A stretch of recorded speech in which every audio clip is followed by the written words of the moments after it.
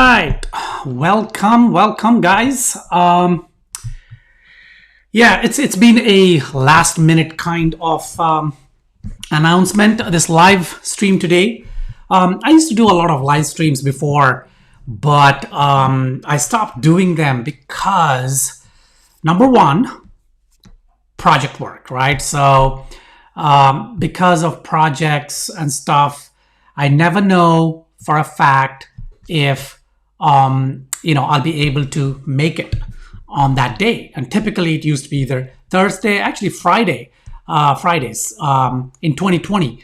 And so I kept missing them sometimes. I kept postponing them. Or even if I came on the live stream, I was, distracted or in a hurry.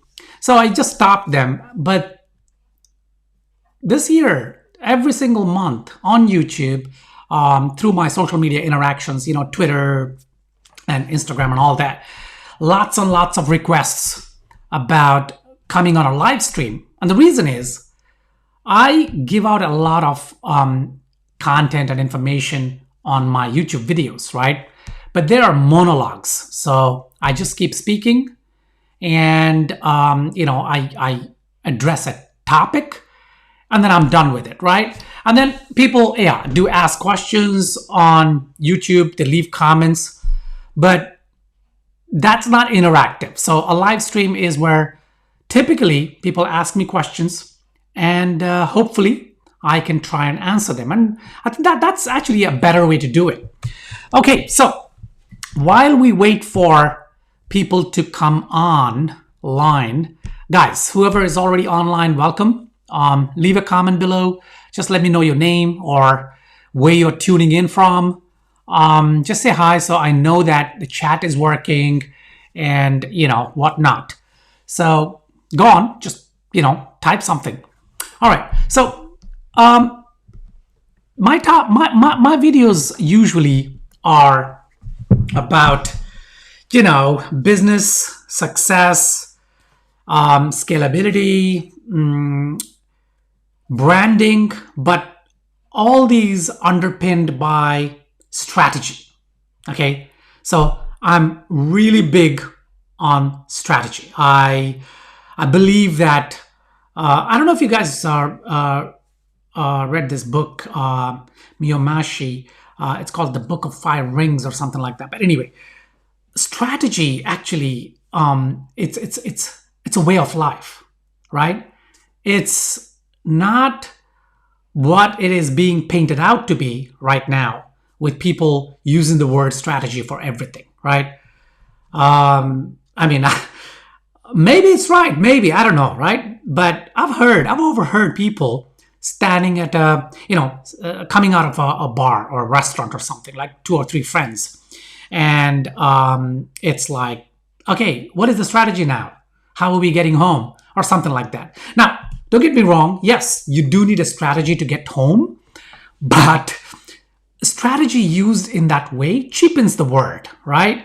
And when it really counts, you're looking at strategy and you're misunderstanding it because now you're thinking strategy really means just a plan, right? Or the next steps. While it can be the next steps, it's really not the next steps, right? Strategy goes beyond that. Strategy is, yes, it's a plan, but more importantly, it's a story being told, right? How a story unfolds. Now that is a strategy. So when you're talking about strategy in the context of branding, then you're looking at strategy as the story of that brand unfolding. Now, as I've mentioned many times in many different videos, there are 2 types of stories, right? For a brand, you got the origin story, which is when people talk about how they started that brand or how they came up with that product or service. And then there's the brand story, which is the narrative of the brand. It is the message. It is almost like the biography, right? But from the perspective of the audience and how it aligns with them. So my pet peeve is people just using strategy for everything. You've got strategy, which is the big picture. Then you've got tactics, which are actually marketing kind of campaigns, and you've got marketing tactics, things like that. They all come under tactics. So tactic is something for a short term. Let's say we want to increase our sales this month and it happens to be summer. Then we come up with a tactic to increase revenue for the short term. And this could be offering a discount or offering a value added service or value added addition to the product or something like that. That's a tactic. Now, offering discounts is not a strategy, or trying to increase sales for summer is not a strategy. It's tactics. Well, I'm being a purist, but guys, welcome. Leave a comment just to let me know your name, where you're tuning in from, and of course, start asking me questions. This is a live stream for questions. And maybe I did not push this properly because there are not many people online. Let's give it some time, maybe 10-15 minutes. And if the turnout is still low, then I will accept defeat and I will gracefully, end this live stream. But for the moment, let's just see what we can do. Whoever is online, just post a comment, ask a question, and let's see what we can do, right? So going back to why I talk about strategy and why I put so much emphasis on strategy is that I think branding, just from a marketing perspective, is the wrong way of doing things, right? So if branding is only how your logo looks or how your visuals look, the colors you use or the website design, that is not the complete picture. Yes, of course, that forms a part of branding, but that is not the complete picture. Your story completes the other part of the picture.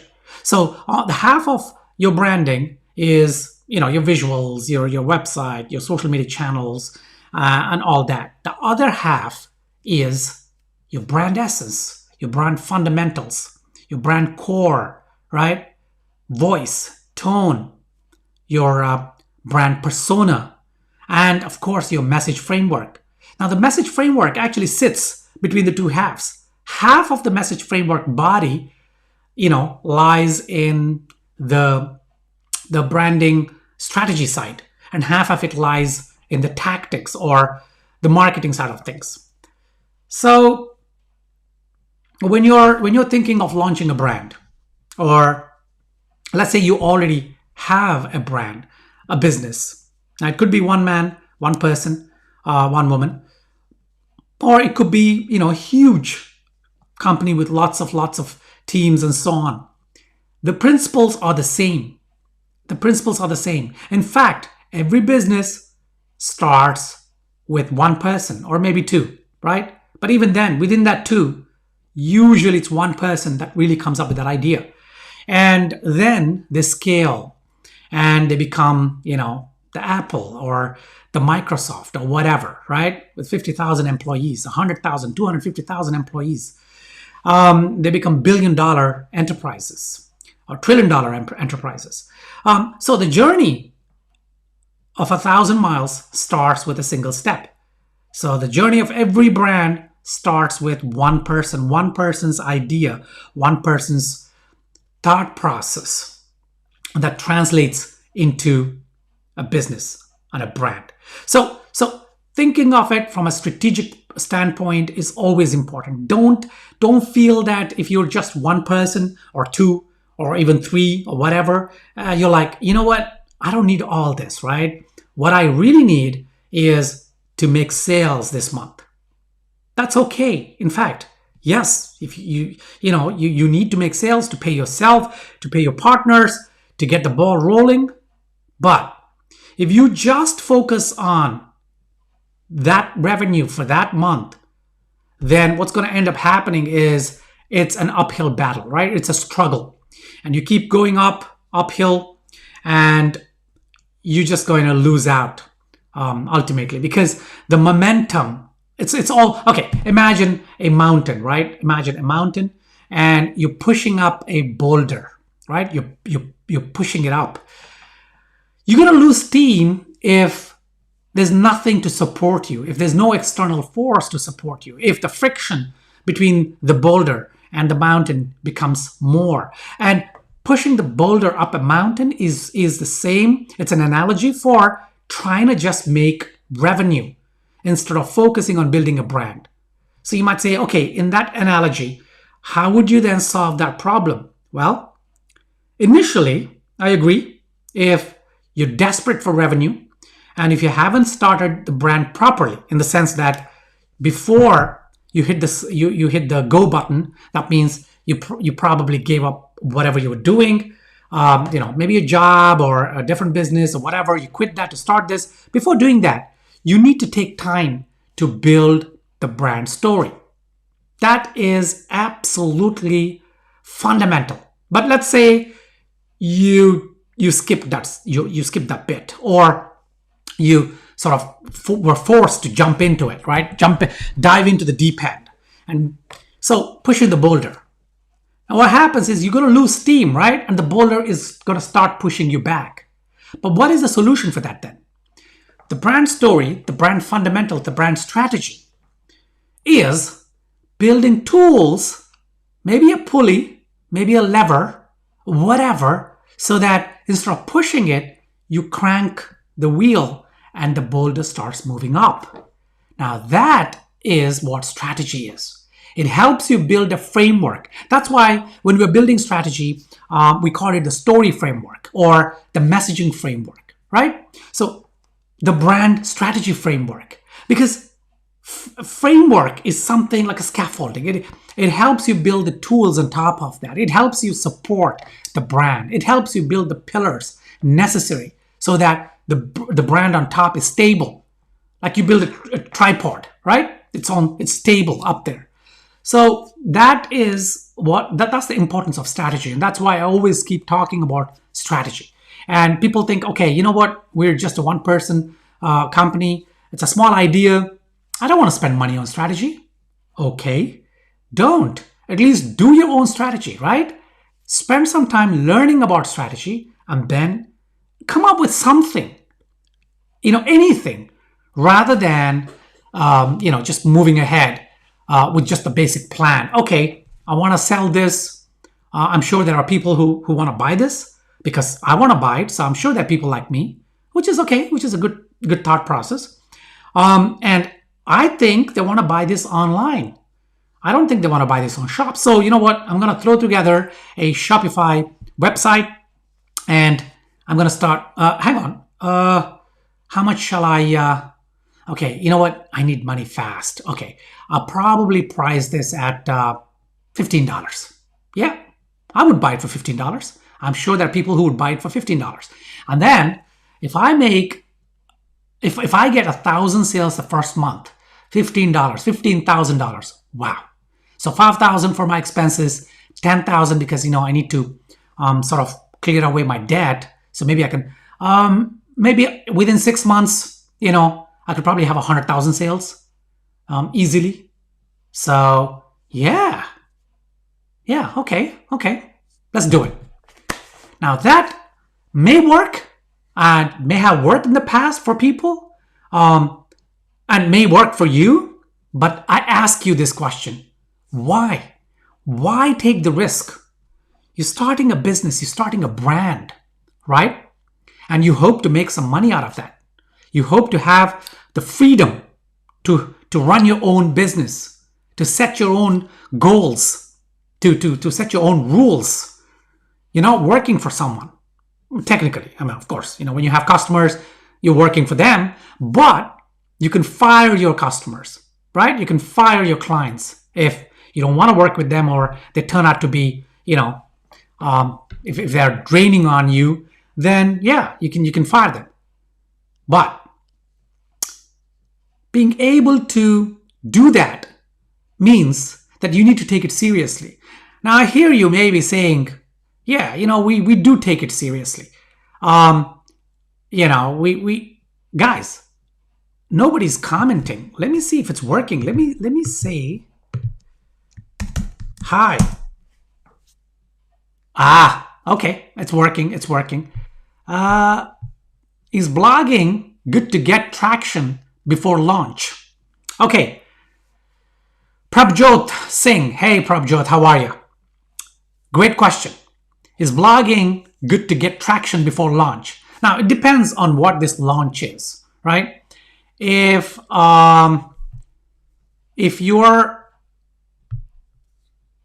you're launching a a SaaS product, like software as a service, then yes, you're building up the base for the software platform, and you're blogging about it. You're blogging about the topics related to your platform, not necessarily about your platform, and you're all those things. Then yes, it would help. But if it were, let's say, a restaurant, right? Blogging, maybe not. So, Prabjot, give me context. What are you talking about? What launch? Just give me some idea.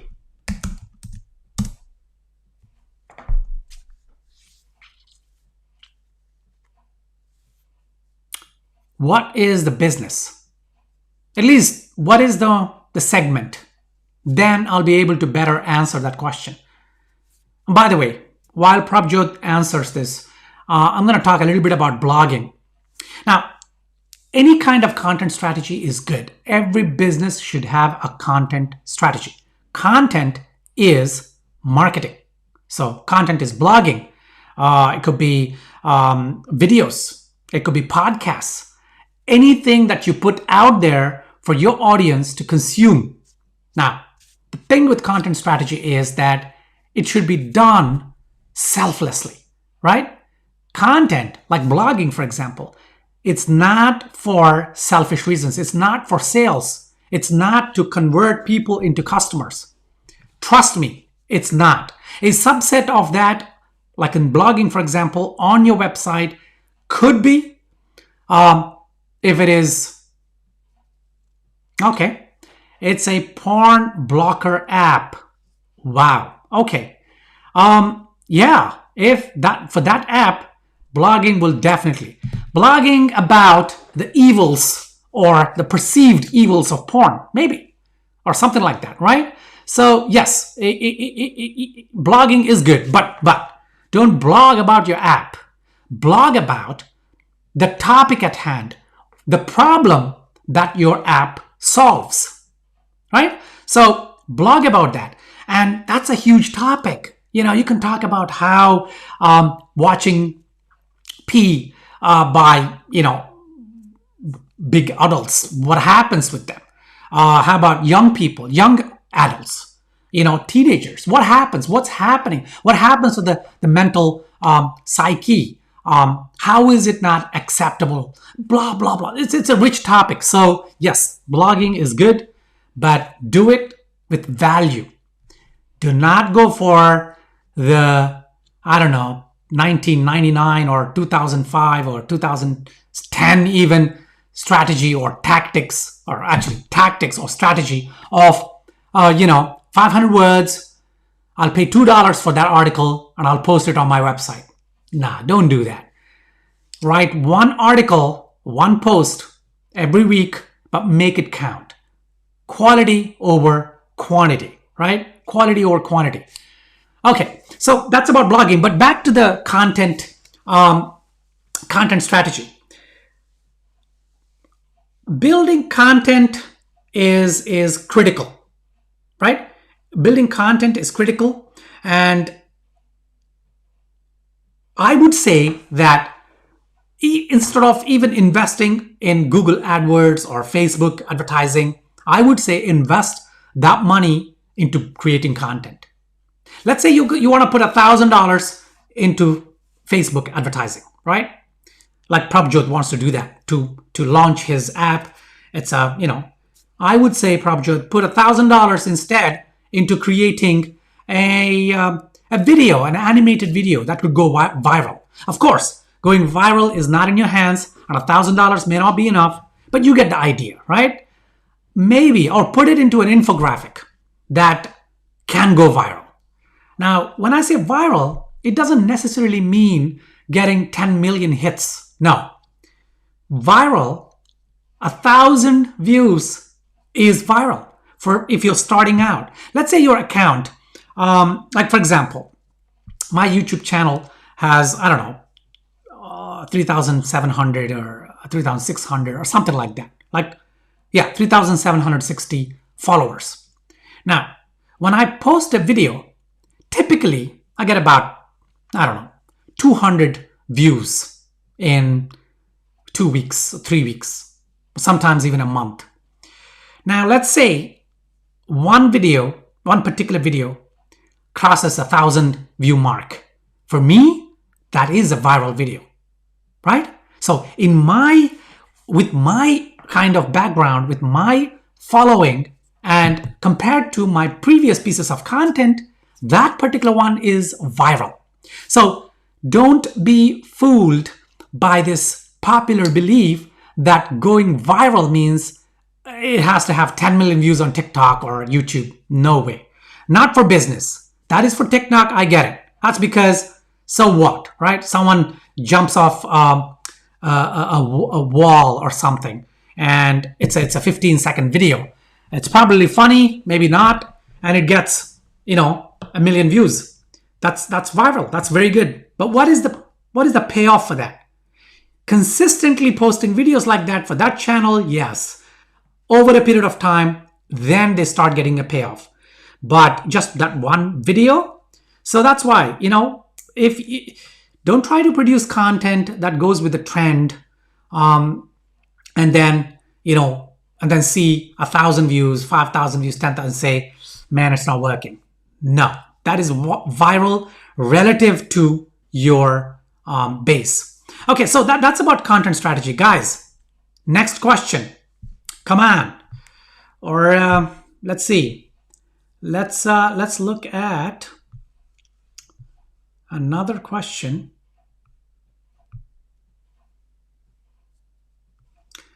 Okay. Does an increase in capital of business arising from profit indicate that the owner is successful in his or her business? Okay. Does an increase in capital of business arising from, okay, what they're essentially saying is when you're doing business and you pump the profit back into the business, does that mean successful? Oh, absolutely. Oh, absolutely. I'm a big advocate of profit pumped back into the business, right? This is my advice to young entrepreneurs or entrepreneurs starting out right now in a new business, new venture. My single piece of advice to you is, at least initially, at least till you hit a certain goal financially or whatever, do not spend the whole amount that you're generating. So don't spend the money that you're making from your business. Spend as little as you can on yourself or your family or whatever, barely, just so that you can survive. Pump the money back into the business. Okay, as an example, let's say you're making $10,000 a month, which is, yeah, it's fantastic, right? Archetypes. Okay, Conrado. Hi, Conrado. Coming up. Just give me 1 second. So, out of the 10,000, well, let's say you're making let's say you're making $2,000 a month, right? Your bills might be $1,800, $1,900. You might spend the whole amount. Instead, try and cut down on things. Spend $1,500. Put back the $500 into the business. Okay. So, Conrado asks about archetypes. Is it important to use a main archetype for my brand as a photographer, or can I change depending on the purpose? Okay. Now, when you say depending on the purpose, I assume, and correct me if I'm wrong, I assume you're saying, let's say I get a wedding gig, that's one purpose, and then I get a office party or profile pics, that's another purpose. Should my archetype change for these two? Is that what you're asking me?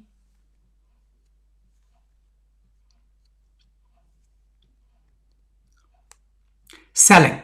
Okay. If it's selling, then you got to have consistent archetypes, right? It could be one archetype, or it could be, I don't know, 50-50, 60-40, 70-30 of two different archetypes. Because look, archetypes archetypes are also not for selling, right? Not per se. Archetypes allow you to create a brand persona. They allow you to create the tone, the voice of your brand.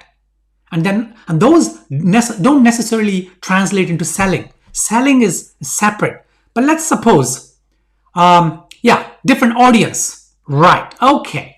That's a good way of putting it. If you have different audience, let's say with your photography business, you target young families, right? On one hand. So maybe 30% of your time, maybe on the weekends, you go to young families and you take pictures of their newborns, babies. That's a great target area, right? And then during the week, maybe you work B2B. You work with big businesses. You work with restaurants or something like that. These are completely different audiences. Yes, in that case, you need to have a brand persona that is made up of different archetypes to be able to align with different audiences, right? So you could have 60% of your persona made up of one archetype and 40% or maybe 30% made up of another archetype. So what happens is when you're creating messaging, you use the tone and voice that aligns with this archetype, that aligns with that audience. And so when you, on Facebook, you run a campaign, something, then your wording and everything will give off that persona, and that will attract young families to you, even though you are also working with corporate companies, you're working with restaurants. Okay? I hope, Conrado, that answers your questions. If not, keep asking, right? Keep asking. All right. Let's look at some other questions.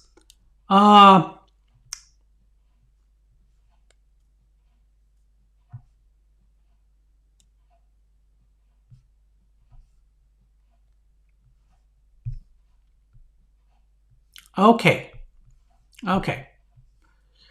A lot of these questions are actually about branding, business. I want to answer questions about branding today, because it's really important to tackle branding first, then business, because branding will allow or enhance your business, right? Okay. Personal brand is more powerful or brand itself, product, service. Example, Elon Musk, Tesla. On which one we should focus more? Great question.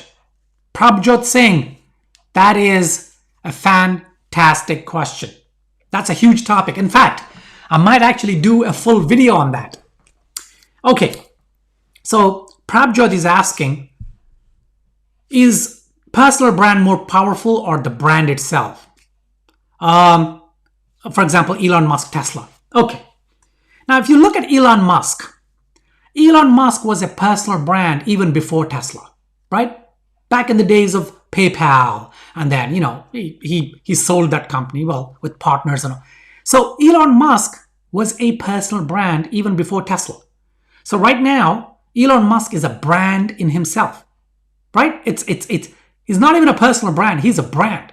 And then he has got other brands. Tesla, SpaceX, all these other brands. Steve Jobs, the same thing. He was a brand before Apple. Okay, so what about people like us? I would say for people like us, depending on the market segment, right? Personal brand is stronger than a regular brand. I'll give you an example. Let's say we're looking at, roofing services, right? Roofing services in a local area, it's geographic because this roofing business cannot roof. I don't know if they're located in Florida. I don't think they'll go to Alaska to roof.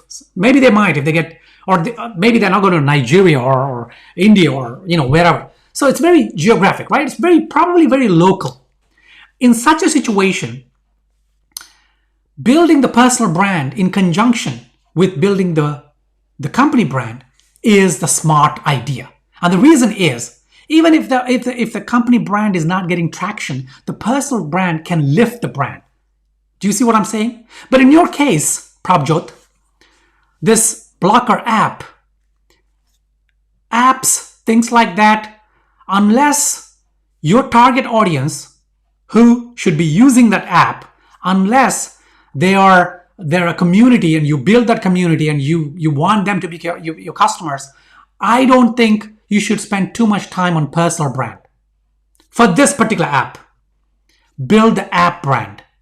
And not even the app, build a brand. The app is just a tool. It's just it's one of the products. Today, you're blocking this. Tomorrow, you may want to block something else. You create a different app, right? So build a brand first. And under that brand, you then promote this app. Your personal brand, only build it if you want to tap into the software development, the app developer networks, things like that, where you then maybe want to start a podcast or something like that.